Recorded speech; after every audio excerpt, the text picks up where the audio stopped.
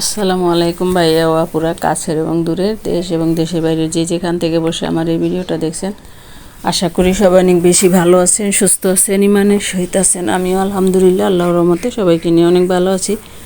চলে আসলাম নতুন আরেকটা ব্লগ নিয়ে, আশা করি সবার কাছেই ভালো লাগবে। তো সকালবেলা নাস্তার পর্ব সেরে আমি আবার চলে গেছি কলেজে, বাচ্চার কলেজে যাওয়ার জন্য। ফর্ম ফিল আপের কাজ বাকি আছে, সেটার জন্য রওনা দিয়েছি। সেইটাই একটু গাড়িতে বসে যাওয়া আসার পথে একটু ভিডিও শ্যুট নিয়েছি, সেটাই তোমাদের সাথে শেয়ার করলাম। ভিডিওটা দেখতে দেখতে এই পর্যন্ত যারা চলে আসছো, লাইক দিতে ভুলে গেছে, একটা লাইক দিয়ে ভিডিওটা কন্টিনিউ করবে।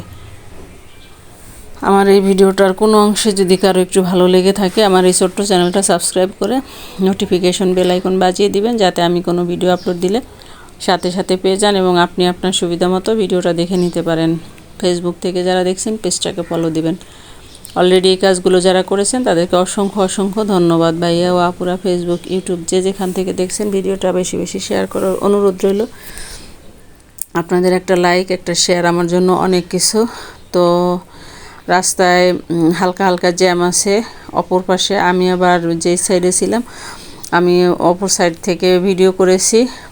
হালকা জ্যাম ছিল, গাড়ি আস্তে আস্তে চলতেছিল, সেইটাই আর কি। এটা হলো রামপুরা রাস্তা, এখান দিয়েই অহরহ যাওয়া হয় রামপুরা কলেজে আমি গিয়েছিলাম।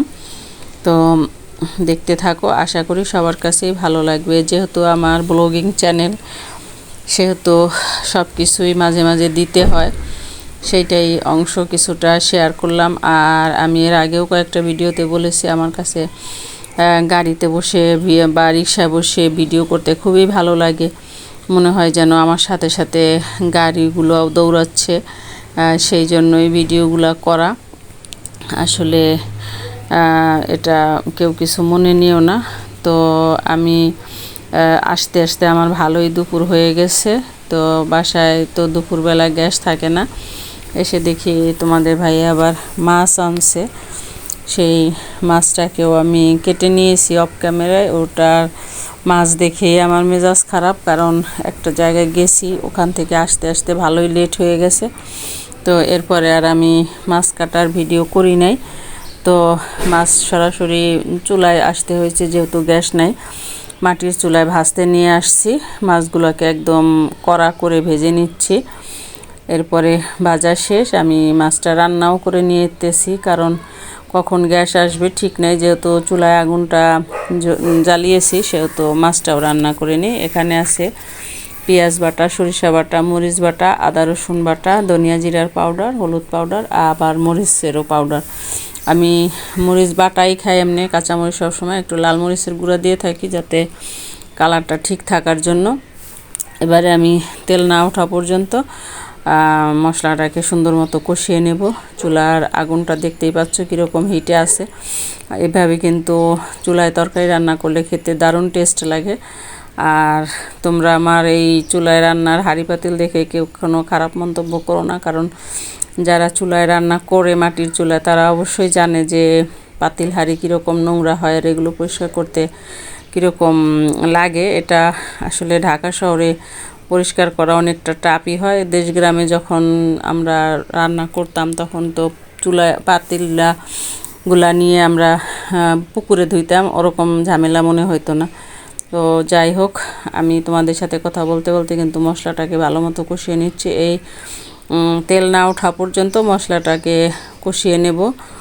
আর মাছ আমি রান্না করব লেবু পাতা দিয়ে, সেটাই একটু শেয়ার করতেছি। লেবু পাতা দিলে হয় কি, মাছের যে আলাদা একটা এক্সট্রা গন্ধ থাকে, ওই গন্ধটা আর আসে না। মাছটা খেতে কিন্তু অনেক স্বাদ হয়। তোমরা যারা এখনও ট্রাই করো নাই, একবার ট্রাই করতে পারো। দেশে থাকতে দেখতাম মা ওই যে পিপুলি পাতা বলে যেটাকে, ওটা দিয়ে রান্না করতো। ওটা তো আর ঢাকা শহরে অ্যাভেলেবল পাওয়া যায় না। তাই ছাদ বাগানে একটা লেবু গাছ লাগিয়েছে আমার শাশুড়ি। আমি যা কিছু করতে হয় ওই লেবু পাতা দিয়ে কাজ চালিয়ে নিই। তো এই যে দেখো, মাছটা মশলাটা কষা হয়ে গেছে। এবারে আমি মাছের মাথা ছিল বড় একটা, এটাতে তো সহজে মশলা ঢুকতে চায় না, তাই আমি মাছের মাথাটাকে আগে মশলা দিয়ে কষিয়ে তারপরে মাছ দিব। এই জন্য মশলা কষানোর পরে আমি মাছের মাথাটা দিয়ে দিয়েছি। এখন নেড়ে মিশিয়ে আমি যতটুক ঝোল রাখবো অতটুক আন্দাজ পানি দিয়ে আমি ঢাকনা দিয়ে ঢেকে দেব। ও আরেকটা কথা, এর মধ্যে কিন্তু আমি একটা তেজপাতাও দিয়ে দিয়েছি মাছ রান্নায়। তো সাধারণত সবাই দারচিনি এলাচ এগুলো ব্যবহার করে না, আমিও করি না। তো তেজপাতাটা দেই বিশেষ কোনো মাছে, তো সেটাই দিলাম। তো এখন মাছের এই অবস্থা, বলক এসে গেছে। এবারে আমি মাছ দিব। মাথাটা বারবার নেড়ে উল্টিয়ে পাল্টিয়ে দিচ্ছি, যেহেতু মাছ দিলে তো আর এরকম নাড়াচাড়া করা যাবে না, কারণ ভেঙে যাবে। আমি এই যে দেখো মাছগুলোকে একদম গাঢ় করে ফ্রাই করে নিয়েছি। এরকম মাছ ফ্রাই করে রান্না করলে কিন্তু খেতে অনেক টেস্ট হয়। সচরাচর এত ফ্রাই করে মাছ রান্না করি না, হালকা ফ্রাই করে করি, কিন্তু আজকে আবার একটু গাঢ় রকম ফ্রাই করে নিলাম। তো এখন আস্তে আস্তে মাছগুলোকে আমি দিয়ে দিচ্ছি। দেখতে পাচ্ছ তোমরা কিভাবে আমি রান্না করে নিচ্ছি। আসলে কাউকে রান্না শেখানো বা কাউকে রান্নার দেখানো আমার মেন উদ্দেশ্য না। আমার ব্লগিং চ্যানেলে রান্নার ভিডিও আছে, সব ধরনের ভিডিওই আছে, তাই স্পেশালভাবে কিছু কিছু হইলে সেটাই আমি শেয়ার করে থাকি। তো যাই হোক, আমি মাছ রান্নার মধ্যে দুইটা টমেটো দিব, ছোট ছোট দুইটা টমেটো কেটে নিয়েছি। আর টমেটো থেকে তো পর্যাপ্ত পানি বের হয়, সেই বুঝেই পানি দিতে হয়। তো এখন আমি আবারও ঢাকনা দিয়ে ঢেকে অপেক্ষা করব হওয়ার জন্য। তো এখন একটু টমেটোগুলোকেও নেড়ে দিয়েছি। এখন ঢাকনা দিয়ে ঢেকে আমি আরও কিছুক্ষণ জাল দিয়ে নেব, যেহেতু মাছগুলা মাত্রই দিলাম, মাছগুলোকে একটু কুক হইতে হবে, সেই জন্য অপেক্ষা করব। মাছটাই যেই পর্যায়ে আসছে, এখন আমি দিয়ে দেব ছাদ বাগান থেকে লেবু পাতা নিয়ে আসছি 3-4টা।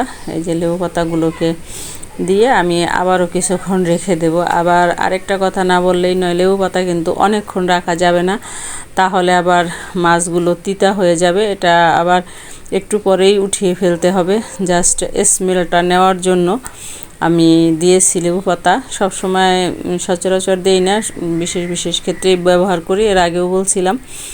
তো আমি এখন ঢাকনা দিয়ে ঢেকে রাখবো, একটু সেদ্ধ হলেই আমি আবার এগুলোকে উঠিয়ে নেব। এই যে এরকম পর্যায়ে আসছে, মাছটা একদম মাখা মাখা হয়ে গেছে। এখন আমি লেবু পাতা উঠিয়ে ধনিয়া পাতা দিয়ে দেব, কারণ লেবু পাতা আমি আগেই বলছি এটা রাখবো না, উঠিয়ে ফেলতে হবে। তো আমার লেবু পাতাগুলো উঠানো শেষ, এই যে এই অবস্থা আছে। এখন আমি ধনিয়া পাতা দেব, অনেকগুলোই ধনিয়া পাতা কেটে কুচি করে নিয়েছি। এখন ধনিয়া পাতা কুচি দিয়ে আমি চুলার উপরে রেখে দেব, এটা অনেকক্ষণ থাকবে চুলার উপরে। জাস্ট মাছটা একদম নিচে থেকে যাতে একটা ভালো কুক হয়, সেই জন্যই আর কি। তো অনেকে আবার কমেন্ট করছিলেন ভিডিও একটু বড় হয়ে যায়, কারণ আসলে আমি প্রত্যেক দিন ভিডিও দিতে পারি না, দেই না, সেহেতু আমি একটু লং ভিডিওই করে থাকি, একদিন পর একদিন আমার ভিডিও হয়।